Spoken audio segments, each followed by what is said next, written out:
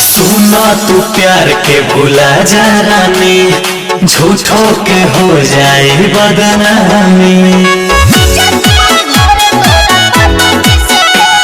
सुना तू प्यार के भुला जा रानी, झूठों के हो जाए बदनामी। तू हर कती दिलवा न सहे।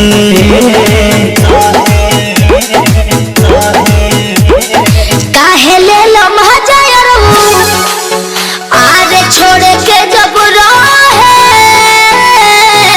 जात बन घरे तोहरा पापा जी से कहे, काहे ले लो मजा यार वो छोड़े के जब जात बन घरे तोहरा पापा जी से कहे। ठीक है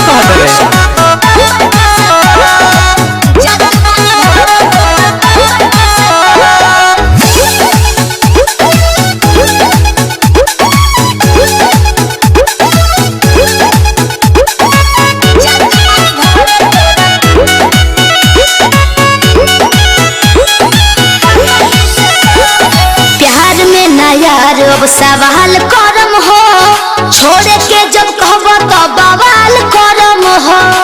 ऐसे कैसे छोड़ देब हो?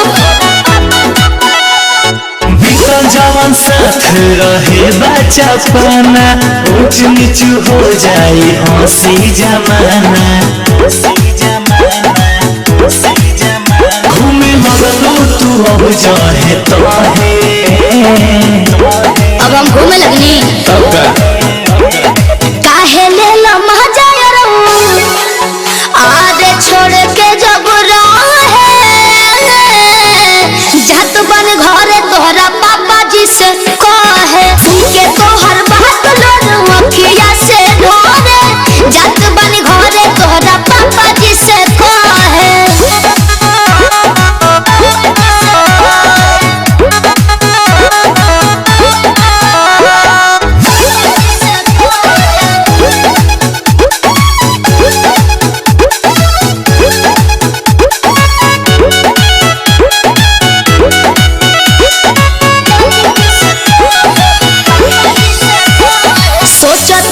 जवन तवन कबो न होई, हमन दुनू के बीच में आई न कोई।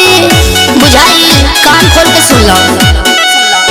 समझे के कोशिश कर कहीं हरमेसी, बात जाने ले प्रकाश परदेसी। कहे रंजित के माथा लगलू माहे।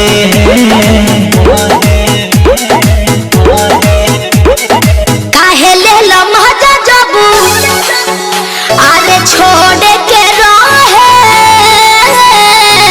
जात बनी घरे तोरा डैडी जी से कहे, सुन के तोहर बात लोग अखिया से ढोरे, जात बनी घरे तोहरा पापा जी से कहे। घर से निकलवाइए देबे।